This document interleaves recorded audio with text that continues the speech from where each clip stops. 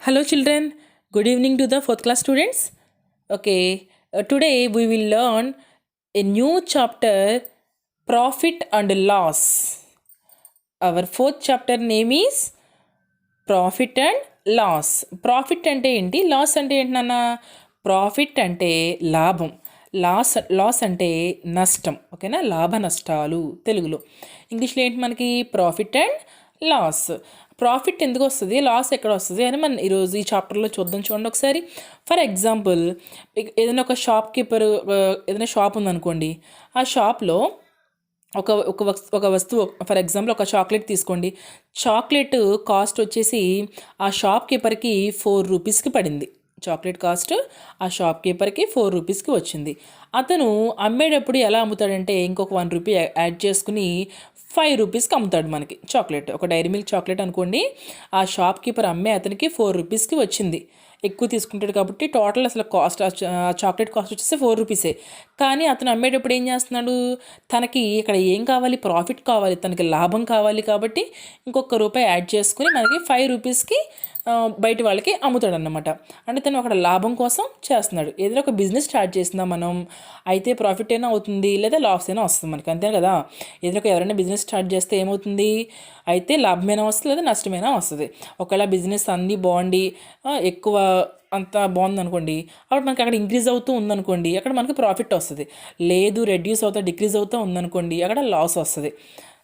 ఓకేనా, అది ప్రాఫిట్ అంటే లాస్ అంటున్నాను. ప్రాఫిట్ అంటే ఏంటి, లాభం. లాస్ అంటే నష్టం.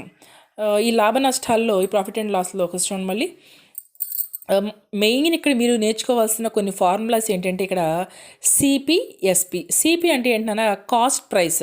ఈ చాప్టర్లో ఫస్ట్ మీరు అసలు నేర్చుకోవాల్సింది profit, loss, next cost price, selling price. ఇవి సిపి అంటే కాస్ట్ ప్రైస్. ఇప్పుడు చెప్పాను కదా, ఫర్ ఎగ్జాంపుల్ ఇది తీసుకోండి. ఆ షాప్ కీపర్కి యాక్చువల్గా చాక్లెట్ కాస్ట్ ఎంత పడింది నాన్న? 4 రూపీస్. అసలు చాక్లెట్ కాస్ట్ అంటే ఏదైనా ఒక ఐటెం తీసుకుంటే ఎక్స్ట్రా చూడండి, the purchase price of an article, ఏదైనా ఒక ఆర్టికల్ తీసుకుంటే దాని అసలు కాస్ట్, అది కాస్ట్ ప్రైస్ అవుతుంది. ఓకేనా, దాని అసలు కాస్ట్.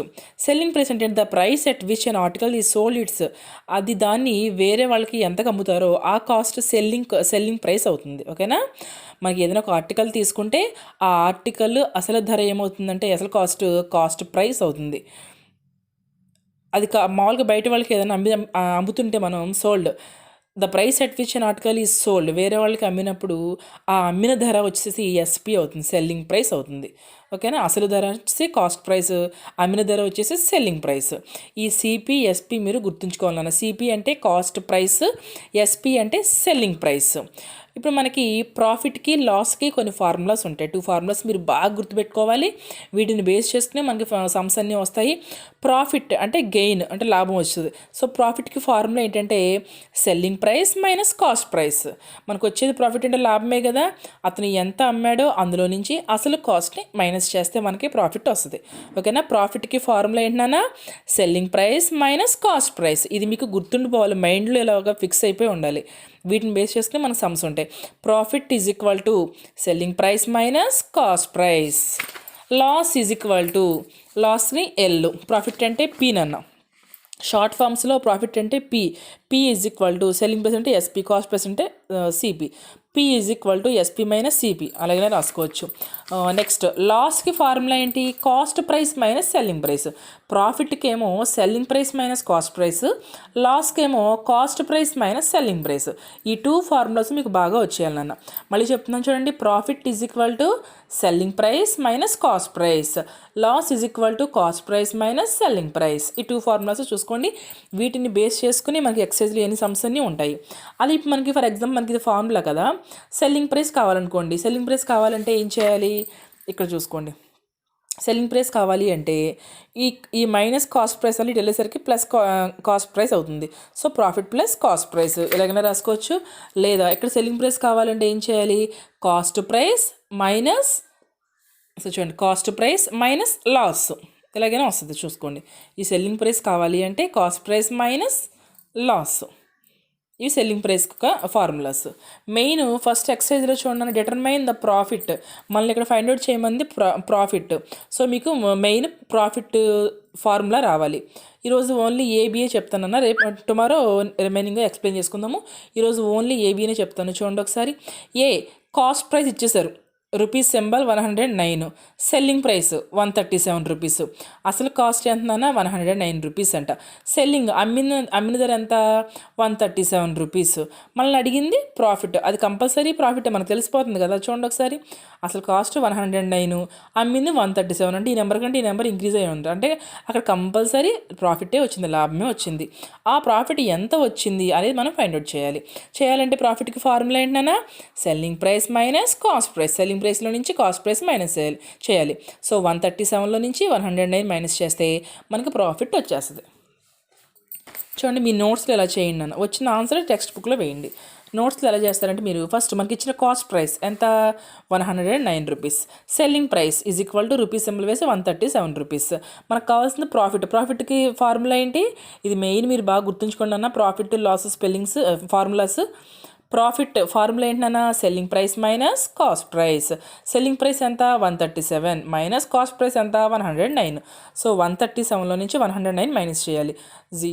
0 7లో నుంచి 9 మైనస్ చేయలేం కాబట్టి బారింగ్ తీసుకుంటే 17 అవుతుంది. So 17 minus 9 8. ఇక్కడ రిమైనింగ్ 1 బారింగ్ అయిపోతే ఇంకా 2 ఉంటుంది. 3 మైనస్ 1 2 ఉంటుంది. సో 2 మైనస్ 0 2, 1 మైనస్ 1 0 వేసుకోవాలి. సో రూపీస్ 28 రూపీస్ ప్రాఫిట్ లాభం వచ్చిందనమాట అక్కడ. సో ఇక్కడ 28 రూపీస్ ఇక్కడ వేసేసుకోండి, రూపీస్ సింబల్ వేసి 28. నెక్స్ట్ మళ్ళీ కాస్ట్ ప్రైస్ వచ్చేసి 119 రూపీస్, సెల్లింగ్ ప్రైస్ ఏమో 198 రూపీస్. సేమ్ అలాగే మీకు ఇలా షార్ట్కట్లో వేసుకున్నాను. మొత్తం కాస్ట్ ప్రైస్ అని రాసుకున్నా పర్లేదు, రాయిపోయినా పర్లేదు. నేను షార్ట్కట్ రాసాను చూడండి సరే. కాస్ట్ ప్రైస్ అంటే సిపి, కాస్ట్ ప్రైస్ వచ్చేసి 119 rupees 25 paise. Next SP, selling price ఏమో 198 రూపీస్. ఇప్పుడు ఏం చేయాలి, మనకు కావాల్సింది ప్రాఫిట్, పి కావాలి. పి అంటే ప్రాఫిట్ నాన్న. Profit is equal to selling price minus cost price. P is equal to SP minus CP. So 198 రూపీస్లో నుంచి 119.25 పైస్ మైనస్ చేయాలి. ఫస్ట్ 0 నుంచి 5 మైనస్ చేయలేం కాబట్టి బారింగ్ తీసుకుంటే 10 అవుతుంది. So 10 minus 5. ఇక్కడ 1 బారింగ్ అయిపోతే 9 ఉంటుంది. So 9 minus 2 7. ఇక్కడ 7 ఉంటుంది. 7 నుంచి 9 మైనస్ చేయలేం కాబట్టి బారింగ్ తీసుకుంటే 17. So 17 minus 9 8. ఇక్కడ రిమైనింగ్ 8 ఉంటుంది. So 8 minus 1 7. So rupees 78 rupees 75 paise answer. ఓకేనా, 78 రూపీస్ 75 పైస్ ప్రాఫిట్ వచ్చింది ఇక్కడ. ఇది ఇక్కడ వేసేసుకోండి, 78 రూపీస్ 75 పైస్. ఈ పాయింట్ తర్వాత పైస్ నాన్న, పాయింట్కి ముందు రూపీస్. ఫస్ట్ వన్కి ఏమో 28 రూపీస్ వచ్చింది ప్రాఫిట్ లాభం. తర్వాత 78 రూపీస్ 75 పైస్ వచ్చింది నెక్స్ట్ దానికి. అలా నేను ఈరోజు ఓన్లీ మీకు ఏబీని ఎక్స్ప్లెయిన్ చేశాను. టుమారో సి దగ్గర నుంచి జీ వరకు చెప్పుకుందాము.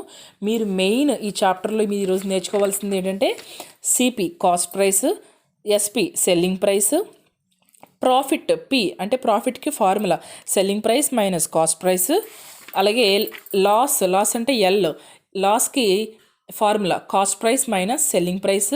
నెక్స్ట్ సెల్లింగ్ ప్రైస్కి ఫార్ములాస్. అవన్నీ కూడా మీరు ఒకసారి ఈరోజు బాగా చదవండి. వాటితో పాటు ఈ 2 సమ్స్ కూడా బాగా ప్రాక్టీస్ చేయండి.